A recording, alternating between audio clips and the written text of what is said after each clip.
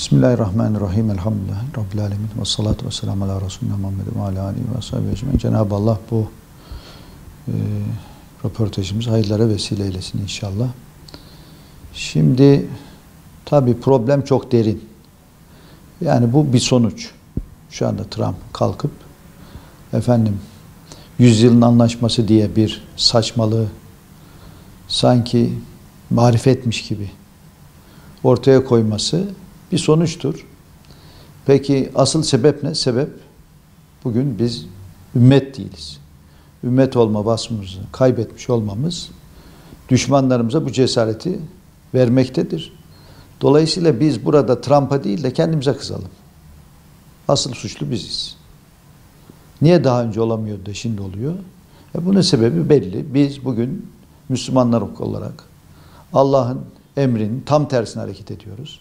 Cenab-ı Allah bir araya gelin ümmet olun diye emrediyor, farz kılıyor. Biz ise tam tersine hayır biz millet olacağız diyoruz. Bu kafayla gidersek daha çok Trump'lar, benzeri şeyleri, yaveleri, benzeri saçmalıkları çok rahatlıkla gündeme getirebilirler. Dolayısıyla kendimize dönüp bu problemin asıl sebebini kabul edip bunun çaresine bakmamız lazım.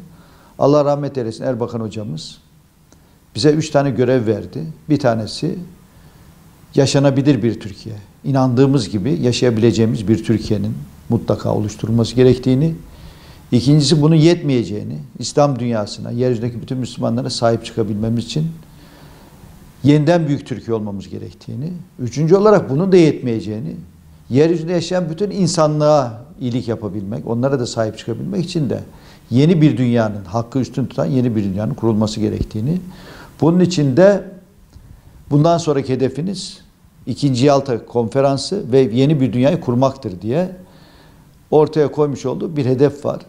Bu hedef gerçekleşmeden, yani biz hakkı üstün tutan, bizim öncülüğümüzde, Müslümanların öncülüğünde, yeryüzünde böyle bir düzen kurulmadan bu ve benzeri problemleri Müslümanlar olarak biz Irak'ta yaşadık, Suriye'de yaşadık, Libya'da yaşadık, Arakan'da yaşadık, Çeçenistan'da yaşadık, Yemen'de yaşadık, yaşıyoruz, Afganistan'da yaşadık, yaşıyoruz.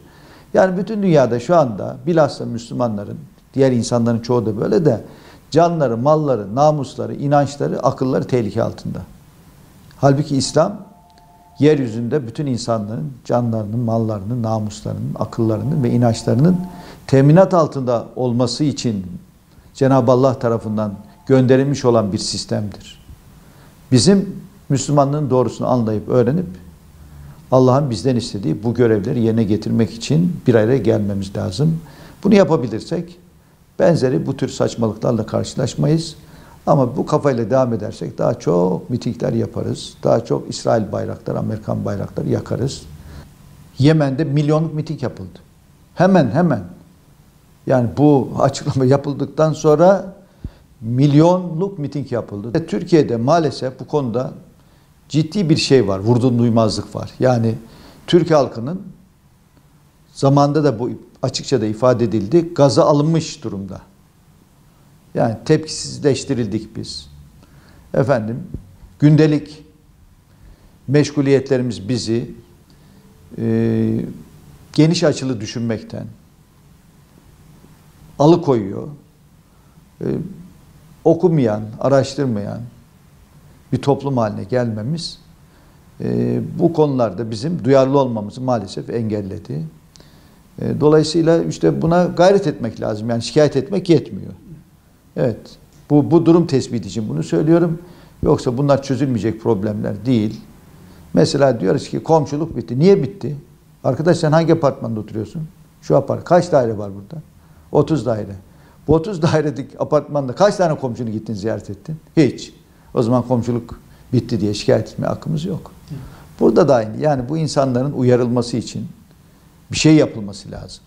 Gidip insanlara işin doğrusunun anlatılması lazım, öğretilmesi lazım. Bunu yapmadığımız sürece insanları suçlamaya da hakkımız yok. Ben bunları suçlamak için söylemiyorum. Sadece durum tespiti için söylüyorum. Maalesef bu duyarsızlığı ortadan kaldırmanın yolu yeniden insanlara dünyada neler olup bittiğinin gerçek resmini göstermek gerekiyor. Bu gelişme üzerine genel merkezimiz bir karar aldı. Bize dediler ki İstanbul'da bir miting yapmamız lazım. Başına dedik. Biz de alelacele miting tertip komitesini oluşturduk. O günden beri arkadaşlarımız her gün, işte biraz önce arkadaşlar da buradaydı zaten, şu anda toplantı halindeler, çalışmalarına devam ediyorlar. Her türlü yapılması gereken ne varsa bunlar hepsi planlandı ve şu anda dokümanlar hazırlanıyor. Pankartlar inşallah bu gece bütün İstanbul'un sokaklarına asılmış olacak. El ilanlarımız hazırlandı. İnşallah Cuma günü, Cuma namazı çıkışında bütün camilerde dağıtılacak. Allah nasip ederse. Ve Türkiye'nin bütün illerinden inşallah katılım sağlanacak. Ve bu miting ümmetin mitingi olacak. Yani biz her ne kadar Saadet Partisi olarak bu işi organize ediyor isek de işin hamallığı bizim olsun. Ama işin sevabı, bu neticede ortaya çıkacak olan üründen bütün Müslümanlar ortak olarak istifade etmesini istiyoruz. Bunun için de herhangi bir ayrım gözetmeden A partisi, B partisi, şu cemaat, bu cemaat, şu tarikat, bu tarikat diye bir derdimiz yok. Dolayısıyla bütün halkımızı hangi partili olursa olsun, hangi tarikata, hangi cemaate mensup olursa olsun bütün halkımızı bu mitinge davet ediyoruz.